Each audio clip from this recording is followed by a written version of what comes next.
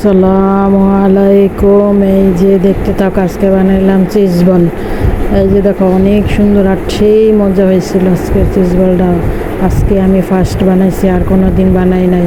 এই যে দেখো, প্রথমে চিজটাকে স্লাইস করে কাইটা নিব।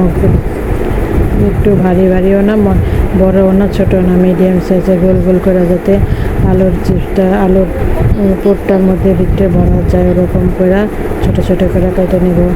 অনেকগুলি হয়েছে আমার, 12টার মতো। অল্প একটু বানাইছি, আর প্রথম তো নষ্ট যদি হয়ে যায় সেই জন্য আগে দেখলাম, টেস্ট করে না পারছি। ইনশাল্লাহ অনেক ভালো হয়েছে। তোমরা ট্রাই করতে পারো, বাচ্চাদের টিফিনে দিতে পারো। অনেক মজার একটা খাবার, বাচ্চারা খাইতে চায়। আলু সবজি, আলু তরকারি সবারই পছন্দ। তারপরে একটা নাস্তা বিকেলের বাচ্চাদের টিফিনের জন্য এই যে কাঁচামরিচ পেঁয়াজ কেটে নিয়েছি। কাঁচামরিচটা না দিলেই ভালো হয়। আমি দিচ্ছিলাম, গোলমরিচের গুঁড়া দিচ্ছি, তারপরে কাঁচামরিচ দিচ্ছি, পেঁয়াজ দিচ্ছি, তারপরে আলুটারে ভর্তা বানাইছি লবণ দিয়া। ভর্তা বানাইয়া একটু ধনে পাতা দিলে ভালো হতো। তারপরে এরপরে এই যে গোল গোল করছি, খানিকটা এই জায়গায় মাঝখানে ফাঁকা করে নিলাম। এখন এই যে চিজটা করে দেবো। দেখা একদম সহজ। আলুর চপ বানাইলাম আমরা, ওই চপের মধ্যে আমি এর ভিতরে দিয়ে দিলাম চিজটা। এই চিজটা এখন গোল করে, যাতে না থাকে, ফাঁকা না থাকে, একবারে পুরো গোল করে আটকায় দিব, যাতে ভিতর থেকে বাইরে না আসে ভাজার সময়তে। তারপরে এটাকে গোল গোল করে এরকম করে বানাইয়া এই তো হয়ে গেল। হাতে একটু তেল নিয়ে নিছি যাতে লাইগা না যায়। এই টিক্সটা ফলো করবা। তারপরে যে দেখো, আমি চুলায় তেল দিয়ে দিছি প্রায় কড়াইতে। এই যে এইগুলি বানাই নিছি। এখন একটা ডিম ভেঙে নিছি। ডিমটাকে ফেটাই এটার মধ্যে খালি ডুবাই দিয়ে দেবা।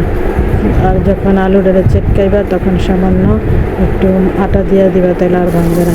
এই যে দিয়ে দিলাম। এখন এরকম করে সবগুলি ভেজে নিব। দেখতে থাকো। ব্রেড ক্রাম্ব দিয়ে অনেকে করে, অনেকে বিস্কুট গুঁড়া করে ওটার মধ্যে ঘোরাইয়া তারপরে দেয় ডিমে গড়ানোর পরে। আমি আর ওগুলি করি নাই, করলে তেলটা নষ্ট হয়, আর কিন্তু খাইতে মজা হয় চপটা, কিন্তু আমি আর ওগুলি করি নাই।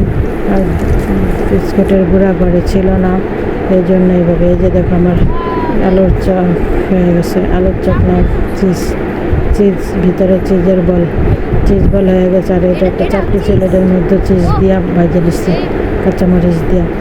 আর ডিমটা বেশি ছিল, এটা দিয়া।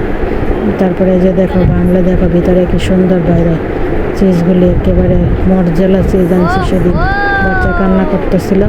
এই যে দেখো, চিজ দিয়ে বানিয়ে দিচ্ছে, সেই টেস্ট লাগছে, অনেক মজা হয়েছিল। আর এই যে জাল দেওয়া দিয়ে হয়ে গেছে, চিজটা গইলা সুন্দর হয়েছে। আচ্ছা, কেমন হয়েছে কমেন্টে জানাইবা। আর সবাই ভালো থাকবা, সবাই সবার পাশে থাকবা। লাইক কমেন্ট ভালো লাগলে একটা শেয়ার দিয়ে দিবা। আসসালামু আলাইকুম রহমতুল্লাহ।